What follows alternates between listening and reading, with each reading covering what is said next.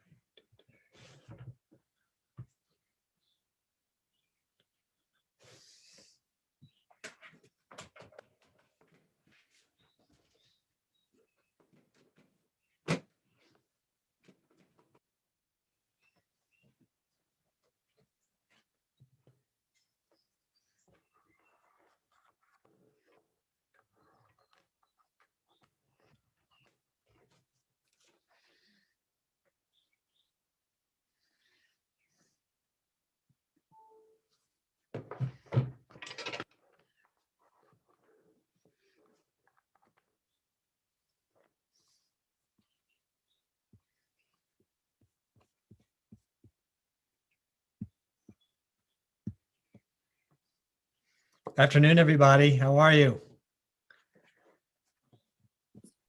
Hello. Good to see you. How you doing? Good to see everyone. We're having a stupendous day here in Virginia. It's 70s and sunny. Doesn't get much better than this. And the humidity hasn't kicked in yet. Well, you know, where I live in Virginia, it doesn't get all that humid. I live in Western Virginia. I'm at my elevation is nearly 1,500 feet, and it's the Shenandoah Valley is a bit drier. We do get humidity, Nice. but I'm not a person that likes heat and high humidity in the summer and the need of air conditioning. So I'm pretty happy to be here. I bet we turn on our air conditioner. Well, in the olden days, it was just a handful of days a month. I guess the olden days are over with climate change. It gets a little bit warmer, so it can go on for a week at a time. Good to have you all here. How about folks put in the chat today where you're from and where you hope to travel next, whenever that is. Doesn't have to be this year, could be next year, could be 2 years from now, could be next week. Do you want me to start? Just put it in the chat Okay. and then we can all see it from each other.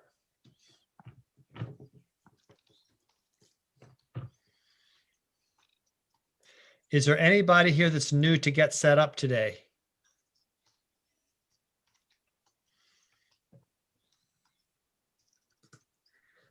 So I'll read some of these. Donna is from Wichita and she hopes to travel to Maui. Ooh. Nelda is taking a road trip with sisters in August from Fort Worth to South Dakota to Wyoming to Zion. I'm assuming that's in Utah. Yes. Ann Ritchie's from Westchester, PA. I know Westchester. Already have plans to go to Southwest Florida next February. Fabulous. Norma is from Houston and she'd like to travel to Mexico. All right, Norma, got the Guanajuato and Oaxaca bug. I have it too.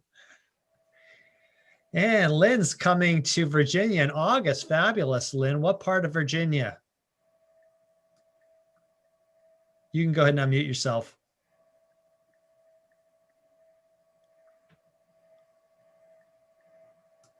You're still muted.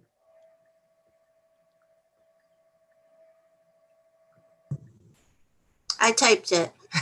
Oh, okay. Ashburn. Okay. Yeah. Ashburn's up in Northern Virginia, isn't it? I'm not sure. Okay. I'm not sure either. I've heard of it, but Yes, I'm thinking yes. Northern Virginia. Just below Washington, D.C. Yeah. Okay. West of there. West and south. What we called Nova, Northern Virginia, N-O-V-A. Well, I'm welcoming all of you, Lynn and Donna and Ann and Nelda, Barbara, Laura, Jane, Nikki, Norma, Brenda, Janet, and Carolyn. Welcome, all of you. Nikki's from Roseville, California, and you want to go to Spain? Me too. I've been wanting to go to Spain since I came back from there 3 years ago. I actually toyed with the idea of going over in like February, early March of 2020.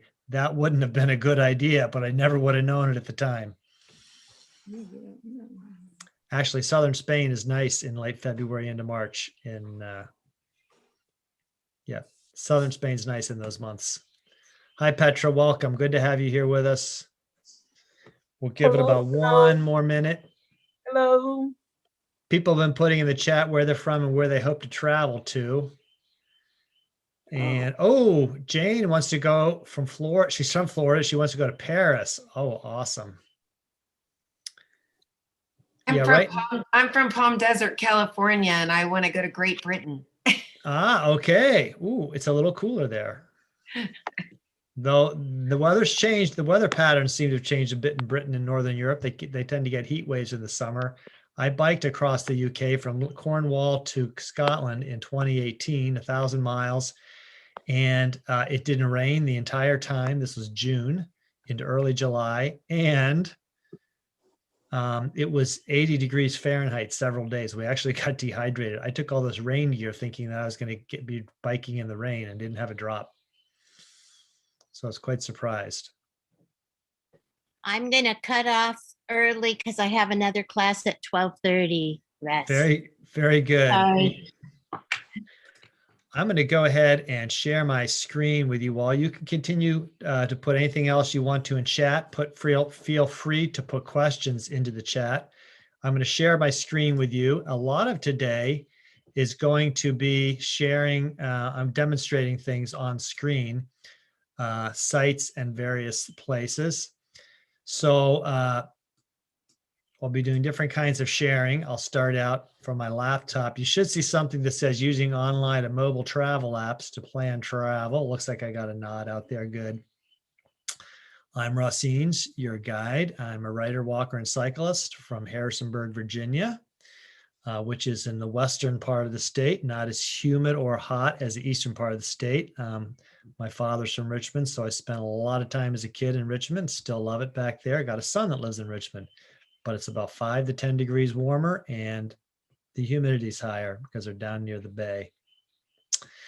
I'm also an avid traveler. So I have done about 16 trips abroad, overseas, or down south into Colombia. I've been to Colombia twice. Been over the border to Mexico once. Been to Canada more times than I can count. I love Canada, but it's not all that different from the U.S. culturally. But the scenery in various places of Canada is beautiful. I'm now full-time guide with GetSep. Love all the energy I get working with you all. In this setting, ideally your cameras are on so we can learn from each other. There will be some conversations at the end. You can request a recording after class of this class. You email help@getsetup.io. And if anyone's joining by live streaming, and we are live streaming today, the best way to participate is to join us and register for class. Lastly, Guest Setups is not paid to promote any specific products, and I am going to be showing you several specific products today, not being paid to do any of it. Here's our agenda. I'm going to give you some tips about online travel services for planning travel and making reservations. I'm going to show you how to research travel apps for some of those services.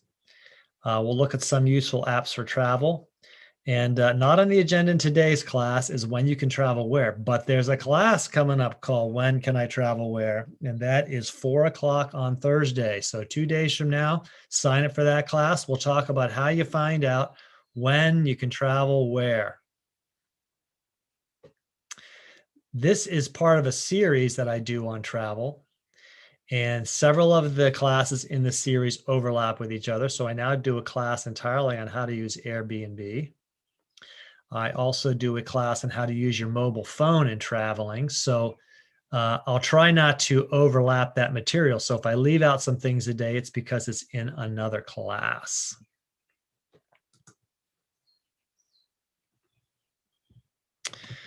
Here, well, look at that. We just switched to something else. Let's get back on there we go. Here are some of the online apps that I'm going to be showing you today, and you will get some notes at the end with links to all of these. So if you miss any of them while I'm talking this afternoon, don't worry, you'll get them. So I'm going to show you a little bit about Airbnb for lodging. I will not demonstrate Airbnb because that class is going to be 2 o'clock on Thursday. So there's a 2 and a 4 o'clock class Thursday. 2 o'clock, I'll show you all about how to use Airbnb to make reservations. And by the way, these are some of my favorites that I use a lot. Another one I will demonstrate today is booking.com. I will show you Orbitz. I will show you Scott's Cheap Flights, which is a membership that costs $49 a year. And I will also show you a little about Google Flights. And there is a YouTube demo about how to use Google Flights. And I'll send you a link to that YouTube demo so you can find it on YouTube. Many of these sites are also available as apps on your phone. So for example, Airbnb has an app, Booking has an app, Orbitz has an app, Scott's Cheap Flight is a website only, and it does not have an app that I know of. Google Flights, well, it's under Google Travel, and you can probably get that as an app on your phone. I don't have it. So I'm just going to scoop by a few other things. This is just some of the stuff I'm going to show you today. I'm going to show you also some apps that are good for travel, such as Google Translate. I'll show you one. I have Globe Convert. I go into more detail on Globe Convert and how to use your phone while traveling. I'll show you an altimeter, a bit about INRIX or Waze, which are ways you can find out about traffic. Yelp. Something fun I have called Tides Near Me. Ever go to the ocean and wonder when the tides are? Well, you can now get it on your phone. I'll show you some of the national train apps, a bit of also in our country about Amtrak and airlines. And then I'll demonstrate more in the class about how to use your mobile phone, how to use Apple Wallet to keep boarding passes and tickets.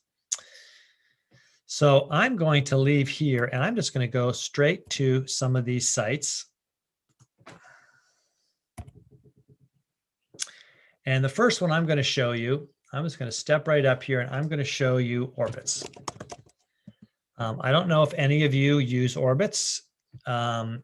It is one of many kind of one-stop shops that can give you information on lodging, flights, car rentals, also travel packages, things to do when you go somewhere, like tours that might be offered or experiences. And I use Orbitz to search for things. I just used it for so many years. I know Orbitz. Orbitz knows me. When I say Orbitz knows me, for example, Orbitz has my frequent flyer miles stored. So I have frequent flyer miles stored on United and Delta, and it has all those. So if I were to use it to make a reservation, it would have that stored. It would put those frequent flyer miles in. I also have used it a lot for car rentals, but not exclusively. And I should give everyone a heads up right now. This is one of the things we'll be talking about in my class, When Can You Travel Where, is that car rentals have gotten very expensive. I am actually going to take a trip in about 3 weeks. My first trip on a plane, actually it's about 2 weeks, in a year and a half. And I used to fly a lot. And I was going to rent a car at the other end. I'm going to see my son, and he lives about an hour from the airport I'm flying into. And I was going to save him the trouble by renting a car, expecting, as often in the past, that a car rental is around $30 a day, plus some taxes and fees. I got a shock.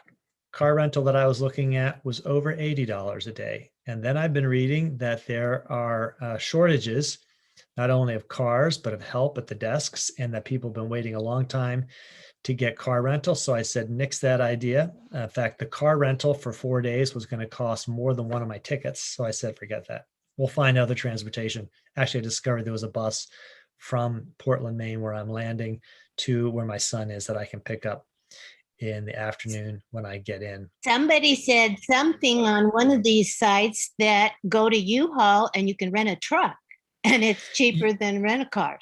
You can, if you want to rent a U-Haul.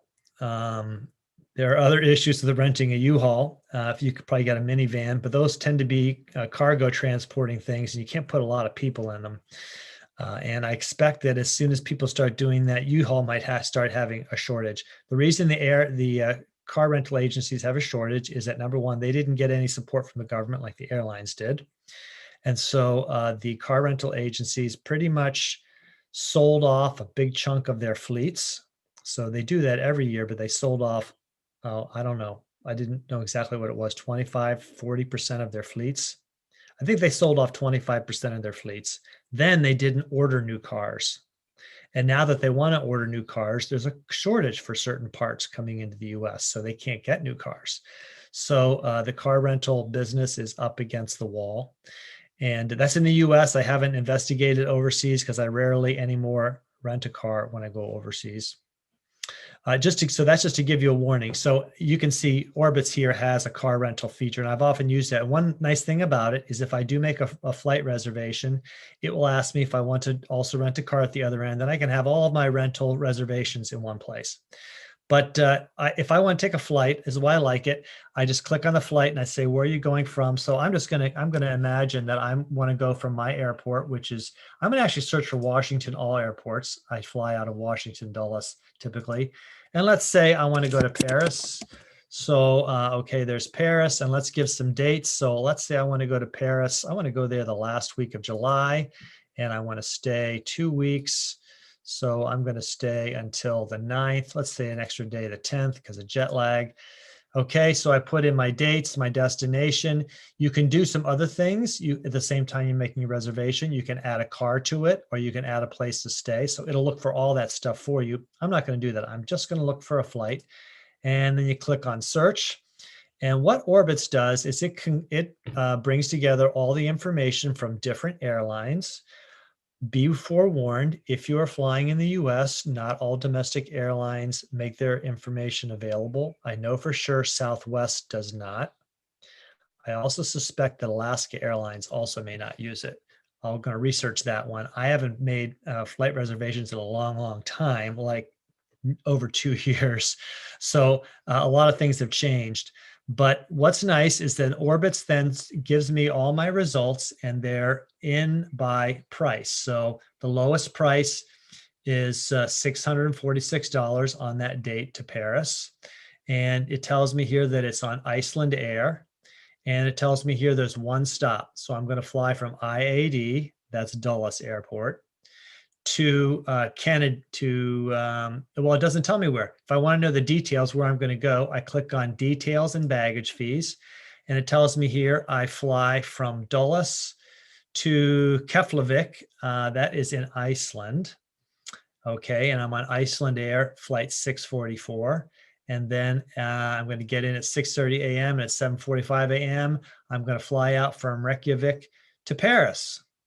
So yeah, Washington to Reykjavik. So that's my itinerary, $646. I can select that. So let's say I'm going to skip that one at the moment because I'm going to show you a few other things.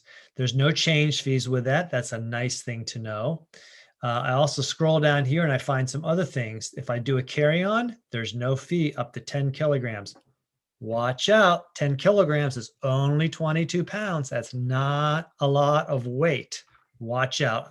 And one of my top 10 travel tips, I mentioned one of the tips is to always use a carry-on bag and don't check luggage, but watch what you're carrying in that carry-on bag because it can be heavy. But if you want to check a bag, it's going to cost you. You can see they've got $95 for the first and second bags. Let's say I didn't want to choose that one. Let's say I don't want to fly Iceland Air. I can go down here to TAP, which is a Portuguese airline, and it shows me that I can do a one-stop flight as well. Now notice here, it's 11 hours and 55 minutes. That's the duration of the entire trip. Okay. Now, if I scroll down a little bit farther, and you can see the difference in price went from 646 to 776 to 829. Now I've got a nonstop flight from IAD, which is Dulles, to CDG, which is Charles de Gaulle Airport in Paris.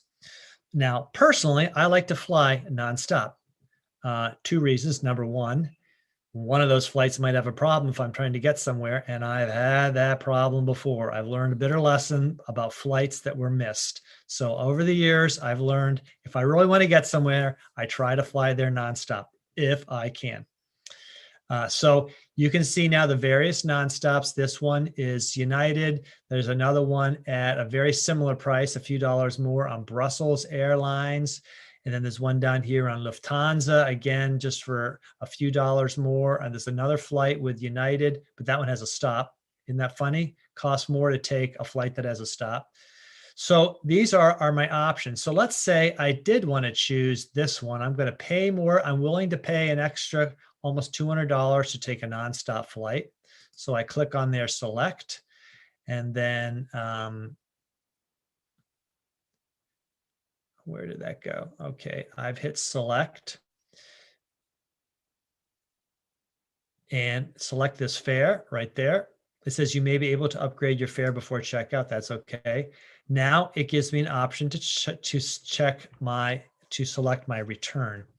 And when I'm selecting a return, you'll notice here, these are all my various flights for no extra charge. So that was a round trip I was booking. And so if I want to get a round trip at that flight from Orbitz, they're going to give me this one right here. But now it's going to bring me back through Swiss International Airlines. And that's going to be a 24-hour flight. Ouch, coming back. But there's no extra charge. See, there's four, it says 4 left. There's 4 tickets for nothing. If I want to pay a few more dollars, I can get a one-stop flight back. And if I want to pay an extra $5.39, I can get a nonstop. That's what I would choose. So I would select that one.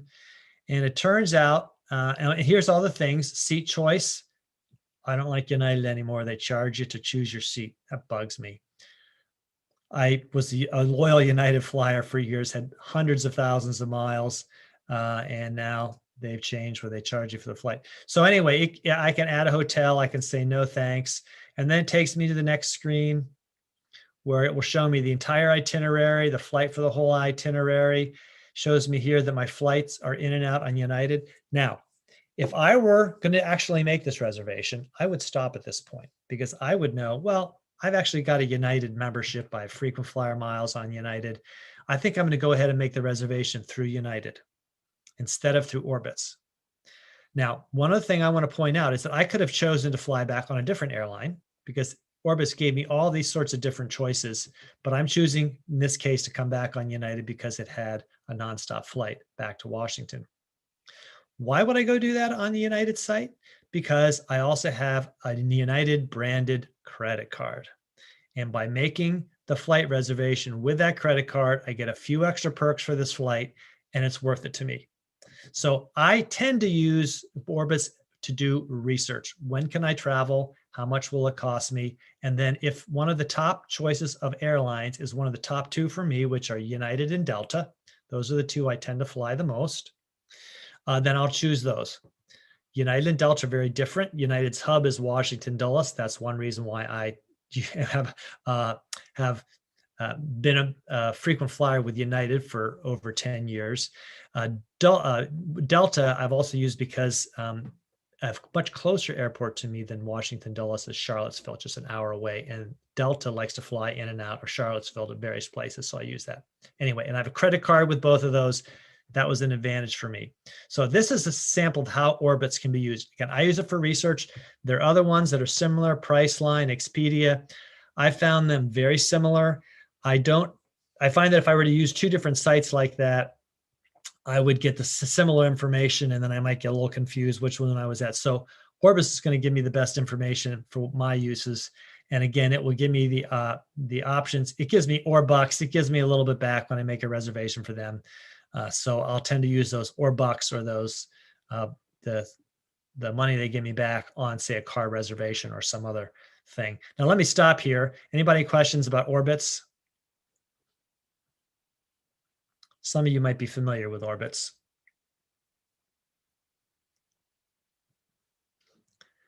I'm going to just show you one other site, two other sites for flights. And if you were in, if any of you have a Google account, and if you have a Gmail account, you have a Google account, you all can see this little drop down of all the apps that Google has. If you slide down through their apps, there's one they have called Travel. And if you click on the Google Travel app, it'll pull up this app, and it has flights. And I have just started using Google Flights, and I'm going to learn more about it. Google Flights has some similarities to Orbitz in that you can look at flights on certain dates, but you can also put in things you'd like to do. Like I could have put that same itinerary into Google Flights, and it'll keep track of it for me and tell me what the best prices are periodically. It'll alert me to that, which is a very nice thing that Google Flights can do. I'm going to stop there about Google Flights because I'm going to show you Scott's Cheap Flights. So this is Scott's right here. And again, you'll get this link. Scott's is a membership organization. You pay $49 a year, which is not very much. And I get daily updates, sometimes twice a day updates from Scott's about flight deals. It's all about airlines. They do other things too, but it's mostly about flight deals. So they find ridiculously cheap flights, or what are known as mistake fares, where an airline makes a mistake in its fare and it puts it up there. You know, a lot of this is done by algorithms, and sometimes the algorithm, because they're through a machine, make mistakes, and there might be a flight that normally costs $1,300 and the airline says it's $130. Or maybe it's a flight that normally is $900 and it's suddenly $400. They'll give you a daily alert about those flights. Now, the thing is about Scott's, it just tells you whatever the deals are out there. So it may not be places you want to go, but they find these places, these deals for you and let you know. So I happen to be a member, so I sign in. And I'm going to go back and show you what we were. They have a whole explanation, by the way, here. They tell you how to use Google Flights because a lot of Scott's information comes through Google Flights. And again, there's a YouTube video about how to use Google Flights, and you will get that link from me about how to use Google Flights, how to use it. But Scott's finds deals. So here's a whole bunch of deals. It says, now I put into Scott's what my airports are. And so it knows what my departure airports are. And now it can tell me of a whole bunch of deals, not necessarily by date, but deals from my airport. So it says here I can go to Savannah for $90. It says I can go to Bulgaria for the $500. They call that a premium deal. You click on that, and here is some information about it. It says they're anywhere from $519 up. It says, we think these fares will last 2 to 3 days. So Scott's is alerting me this is not going to be there forever. And these are the latest round trip prices. So Washington, D.C., IAD, that's my airport, $519. If you're in Los Angeles, look at that. It's the same price. So that's what I like about Scott's. Now, you have to, Scott's does have some free information. So you can go there and look for free information. But if you want to get these alerts, and my wife and I like to get the alerts, and since I try to teach travel for Get Set Up, I want to get the alerts on behalf of all of you. I get those daily alerts. They come in my email, and they're one email that I make sure I don't delete unless, I usually scan it quickly, see is there anything in there I want before I delete it. I do know I don't have to worry about deleting that email because the information will be in their site. So if I saw something and I wasn't interested in that moment and I deleted it, and I think, oh, wait, it said there were cheap flights to Bulgaria, I know I can go to the Scott's cheap flights. I can go to their website and I can find that same information. So I like it. There's all sorts of information they can give you here. They have a guide section about how to use Google Flights, how to find airline mistake fares and save big on fares. This one is interesting, how Scott's cheap flight works and how to get the most from your membership. So you should look at this one first. There's a video that can tell you. And what I like is they say how we decide what makes a deal. And this is important. They look at the whole thing and they decide what makes a deal worth it. If there's some stuff about that deal that's not very good, they won't give you advice to take it. So if there's something about that price, yeah, it's cheap, but there's a whole lot of other bad stuff about it. They won't give you that information. So Scott's cheap flight is one I really like, just to keep an eye on airline prices, airline fares and prices. Now, any question on Orbitz or Scott's so far? You'll get these links to these. What was the price for a membership on Scott's? $49 a year. So they'll bill you once a year. I think I've been a member for 2 years. The first year wasn't worth it because that was last year. I've been a member 2 years, maybe 3. And I didn't fly anywhere last year on purpose. Even though you could fly, I decided not to.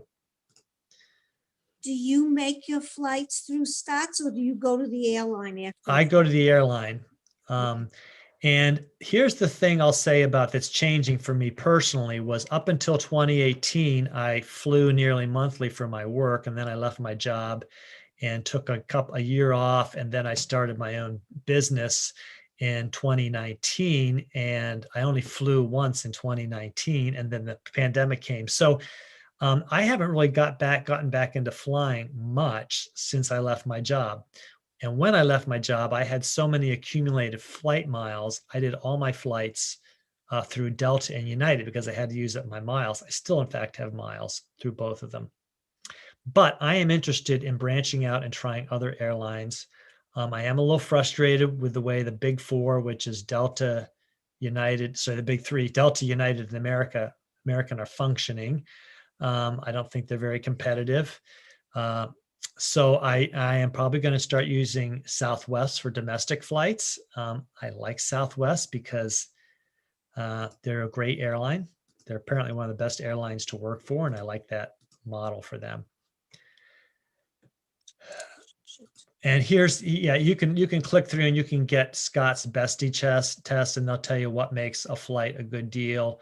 For example, here's something, the best flight is LAX, which is Los Angeles to Tokyo, $425 nonstop. Wow, 11 hours. That's how long it takes to fly. That passes the Bestie test. Here's one that's also $425 fare, but look, it takes 57 hours. That's over 2 days to get there. Unless they're stopping somewhere that you want to see, I wouldn't take it. So they failed that Bestie test. They don't even give you that option. So Scott's is worth it. That's, again, I'm not promoting it. Don't get anything from Scott's. But that is one of the places that I do like and I use quite a bit. I'll send you also the link to the how to use Google Flights and how to sign up to get deals. A lot of these sites like Google Flights is free. They work best if they know information about you, like what airport you fly out of. And then if you give them more information, like when I'd like to go and where I'd like to go, then they're very useful to tell you that information. And I'll give you a little hint right now. Airline prices are cheap. I wonder if they're going to stay cheap through this year. I think the prices will go up and then come back down. That is my professional but hesitant to give opinion. And the reason I think they're going to go up is because I think a lot of people suddenly are going to be flying. And in my observation, the airlines have cut back a lot on their flights. So they're trying to fill up the flights that they have. Just my opinion. We'll see if I'm right about that or not. Let me go back here and just mention Airbnb. I'll show you very quickly, and I will spend some time at booking.com. So Airbnb, and there's a whole class on this, is a place where you can get lodging. And again, it's a membership. The membership for Airbnb is free. You do need to create a profile, and that's because you're staying in people's homes generally, and they want to know who's staying in their home. You're a total stranger to them. So the more you put in your profile and the more you use it, the more they know about you and the more reviews are created about you. So if you're a great person, and I think all the reviews about me and Airbnb are good, there's no hesitation for hosts to let me stay with them. But there's a whole class on Airbnb. I won't spend any more time on that. Instead, I'm going to show you quickly booking.com. And this is the other site that I make a lot of my reservations on. It also has an app on my phone, and I'll show you that one real quick too. Booking.com has stays or places you can find lodging. It also has flights. It can give you a flight and a hotel, car rentals. So I haven't spent time on booking.com looking at their flights, seeing if they are comparable to Orbitz. I do want to check that out now that I'm getting back into starting to make flight reservations. I think I mentioned at the outset, I'm going to be flying in about 2 weeks to Portland, Maine and back for the first time in well over a year and a half. But I use booking.com for lodging, and I like to use it a lot. And I guess I have a certain status with them, whoop-de-doo. I think it doesn't get, it's not too difficult to get a status, the genius status with booking.com. When I've looked for places to book overseas, it also gives me guest apartments and pensions and agriturismo and all sorts of places. So it's not just hotels. Also does do some bed and breakfast. I am actually currently looking for a place in Cumberland, Maryland. Coming up, I'm going to go there Labor Day weekend with my wife. We're going to leave on Saturday, the 29th. So I've got the destination in here. I put that right up here at the beginning, Cumberland. I slide down here. I find Saturday, the 29th, checking in and checking out on Monday, the 31st. That's Labor Day. 2 adults, and I click search, and booking.com will crank through and will give me various places to stay. The cheapest is the Ramada by Wyndham Cumberland Downtown, and I've stayed there before. And then there's some other places. This is the price over here for 2 nights. So right now, booking.com is set up to give me the lodging by price. That's how it's filtering it. You can also use booking.com if you know where you're staying and the location, the particular location matters to you. You can click on the map. I'll show you that in 1 second. But right now, this is what I find handy about booking.com is right here. It tells me that the Ramada by Wyndham Cumberland Downtown is just 0.2 of a mile from the center. That's good to know. The Sleep Inn and Suites is 2.4 miles away. Ooh, I don't want to stay that far away from town. The Hampton Inn is 0.9 miles from the center. Fairfield Inn and Suites, I've also stayed there, is 0.4 of a mile. So I would say right off the bat, these are my 2 top places because I want to be able to walk everywhere. And I can go up here and I can sort it by distance from the center of town. So booking.com gives you all those options. Another thing you can do is you're selecting a new place. I've been to Cumberland quite a few times, so I know it. It's the place where the Great Allegheny Passage, the Rails to Trails in Pittsburgh meets the Sino Towpath, which goes into Washington, D.C. Stayed there several times when I was biking. You can zoom in. So these are now places on the map that I can see, and I can zoom in to the city, and I can look at it in closer detail, and I can see what is where in the town. And then if I click on different places, it'll bring that up. So if I click, there it is, Cumberland Inn and Spa. This is the historic Cumberland home. This is like almost like a bed and breakfast. And here's the Ramada Inn downtown. So if I were wanting to stay there, I would click on it and it would bring up my options. And as I scroll down, there are photos of the hotels. And here are my options. I can get a double room for $143, non-refundable. It means if I reserve it, I can't get my money back. Or I can pay about $25 more and I can get a free cancellation and no prepayment. And also gives me a 50% Genius discount. So this is how, tells me a few other things. There's a continental breakfast included. I've eaten there. Actually, the continental breakfast is not bad. For hotels are often pretty crummy, but this one was actually pretty decent. And if I want to get a king room, I can spend $158. If I get it with non-refundable, $185, I can get it refundable. So these are just, and then I click here and reserve it. Booking.com has my credit card. I like Booking.com for making lodging reservations. I've used it not only in the US, but I've used it overseas. If any of you attended my class on walking the wave St. Francis in Italy, a 2-week walk my wife and I did, I made all of my reservations through Booking.com. And because I made all of them through Booking.com, they were all on my phone. So I'm going to stop the share of this screen, but let me ask if there's any questions about Booking.com, Orbitz, Scott's Cheap Flights.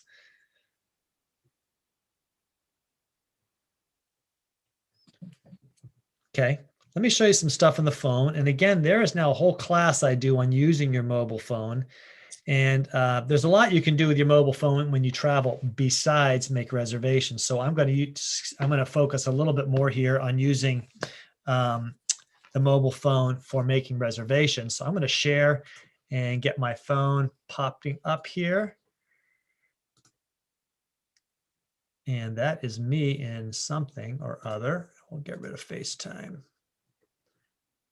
Cancel.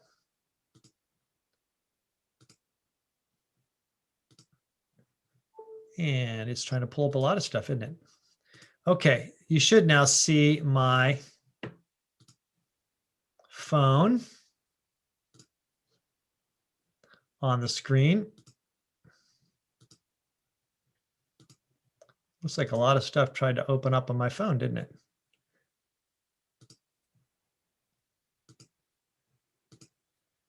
Okay, everybody see my phone? There's a text message there for me.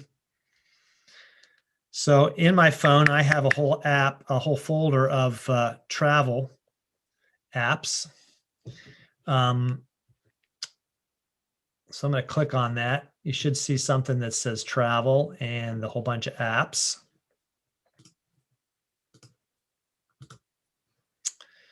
And they are, and when you do how to use your mobile phone for travel, I'll explain some of these apps in a little more detail, like Globe Convert. If you have an iPhone or an iPad, it's definitely one you should have. And I'll explain that more in that class.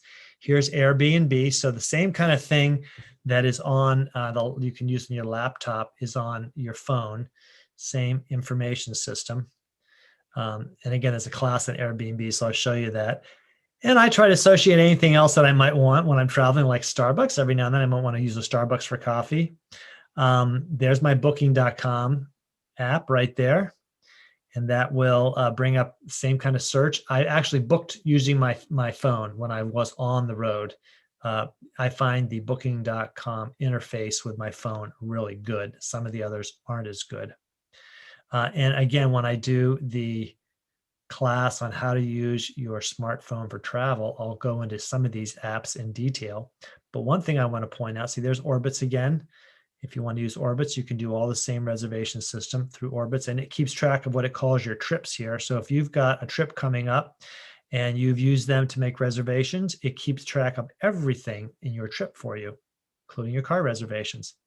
But one thing I want to point out is this thing that says DB Navigator. That is Deutsche Bahn Navigator. That is a German railway app.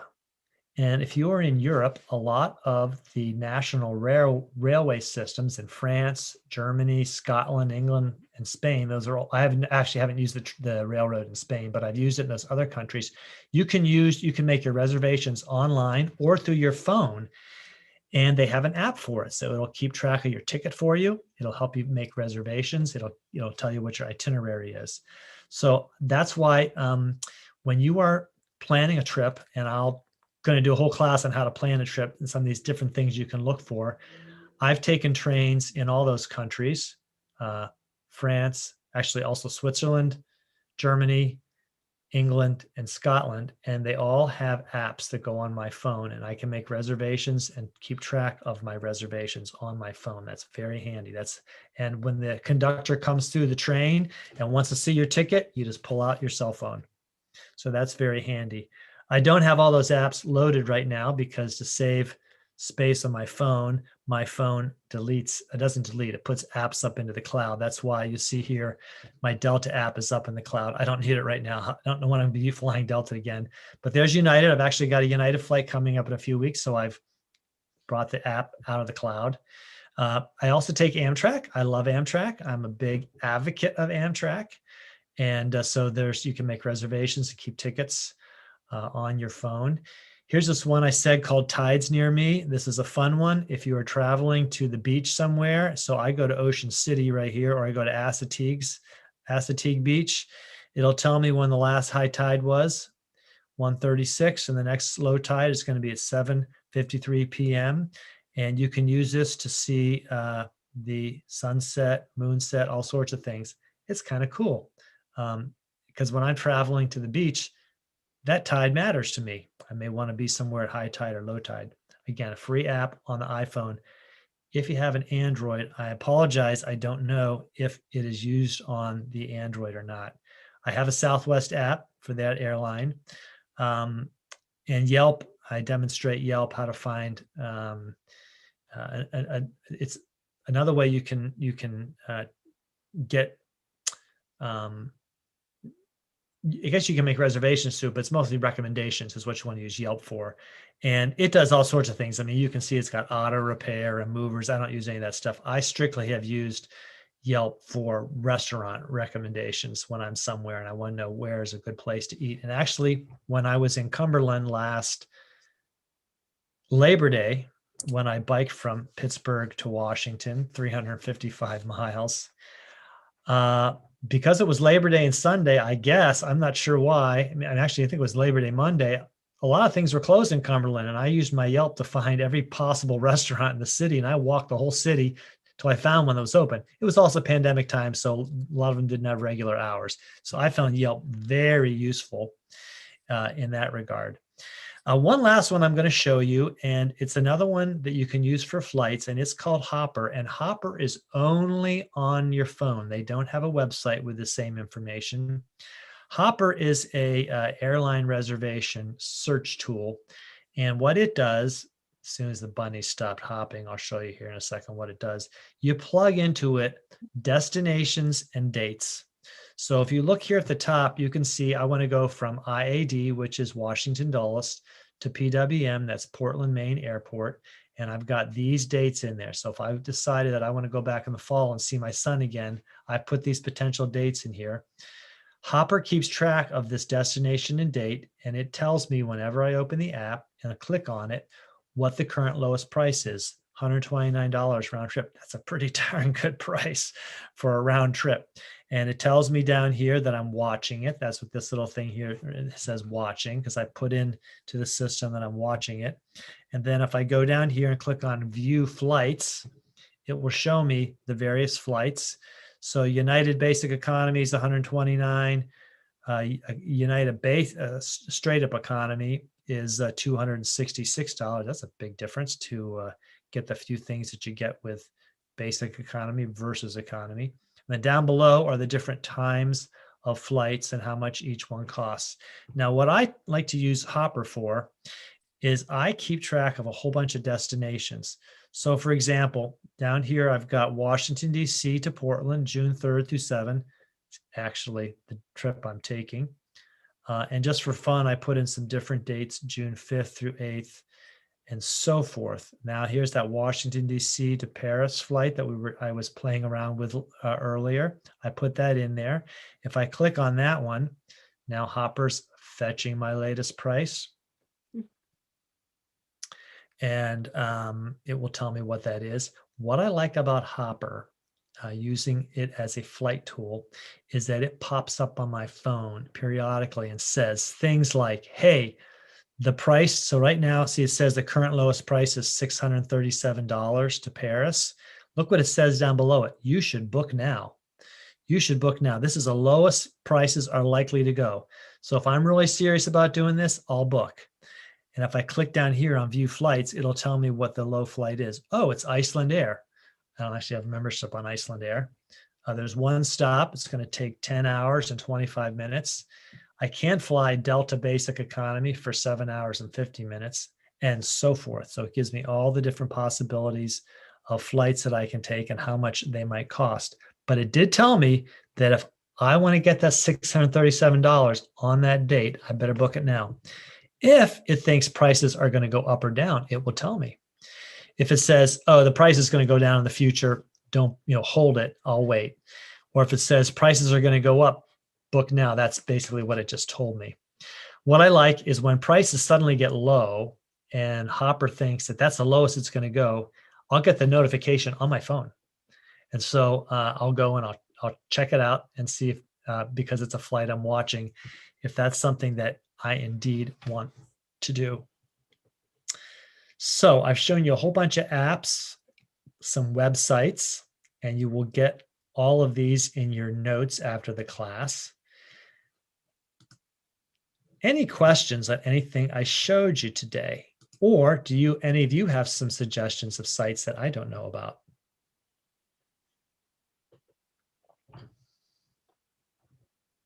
Does Yelp give you hotels and places to stay?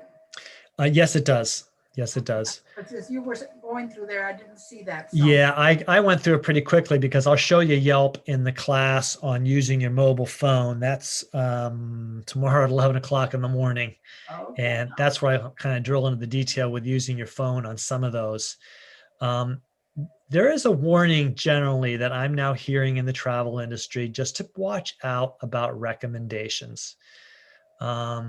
Some places, some companies, some products game the recommendation system, algorithms that are built into our devices. And so I always say, don't just look at the rating, but look at what people said. And take some time in that before you jump into something that has a big price consequence. For example, if it's where you're going to go out to a meal, I wouldn't worry about it. But it's whether you're thinking about now's the time to travel to Suriname or not. You might want to, that is probably not the best example, but something has big consequences, spend some time on the recommendations.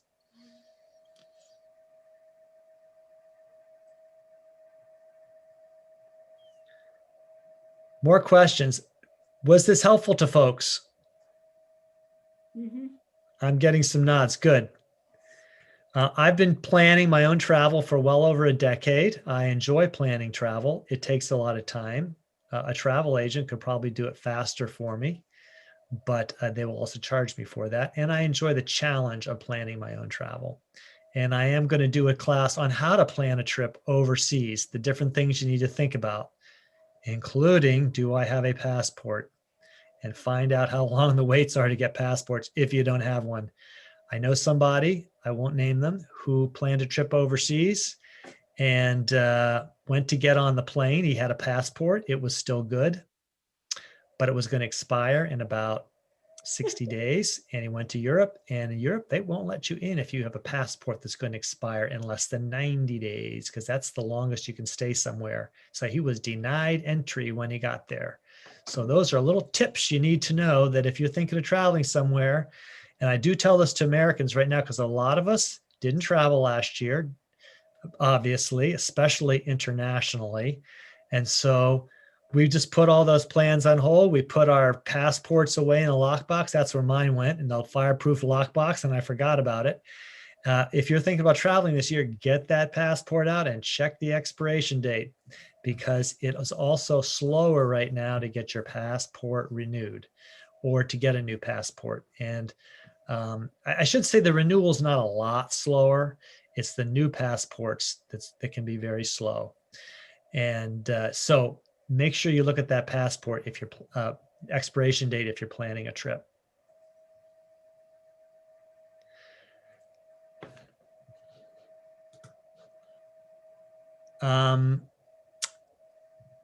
I'm just going to mention a couple classes. Some of this will come to you in the class notes, but in case you don't know, tomorrow morning I do a class 11 o'clock on how to use your mobile phone, because that includes other things like about getting a SIM card in your phone, having things like Google Translate, how you can use Google Translate in your phone when you're in a country where they don't speak English, and that doesn't include Scotland.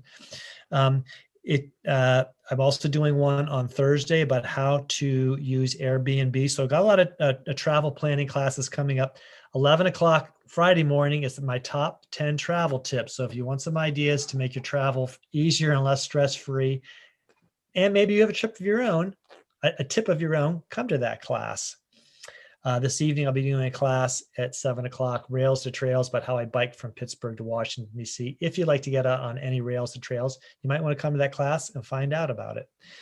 You've been a great group, and I thank you for being here. Before we leave, I have a question. Yes, Petra, go ahead.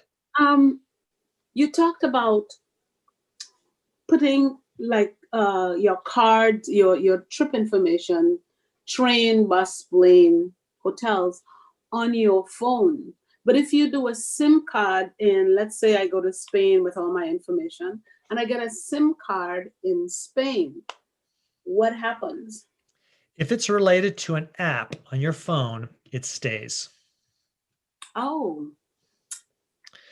Good question, because I have wondered the same thing in the past. And what I found out is if it's related to an app on your phone or an account you have, that's there. What changes on your phone is your phone number. So that'll affect texting. And what also changes is, besides your phone number, is the amount of data you can use. So in the class I give tomorrow at 11, I'll explain a bit about getting a SIM card.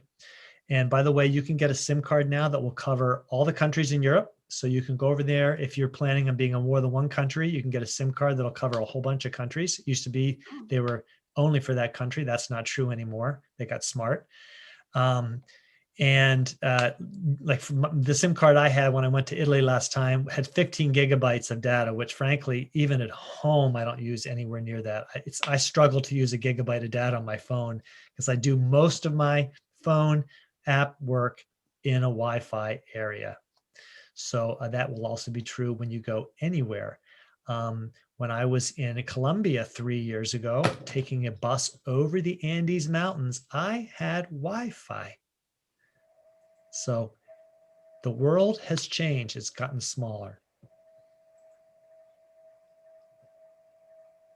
Thank you. What is an altimeter? You had The altimeter. Yeah. What is On my phone, it tells you how your altitude, where you are, and my altimeter also locates you on the map. So it gives you your coordinates, your GPS coordinates, and I find it fun to know where I was or how high I was. The highest I think I recorded on my altimeter was 12,000 feet. That was going over the Andes. Even just a few weeks ago when I was with my kids, my grandkids hiking, so my kids and grandkids, we went on a hike and we hiked up on one of the nearby ridges. And I was just curious how high I was. It was 2,400 feet. So that meant I climbed about 1,000 feet, which was nice to know. It felt like I'd climbed about 1,000 feet.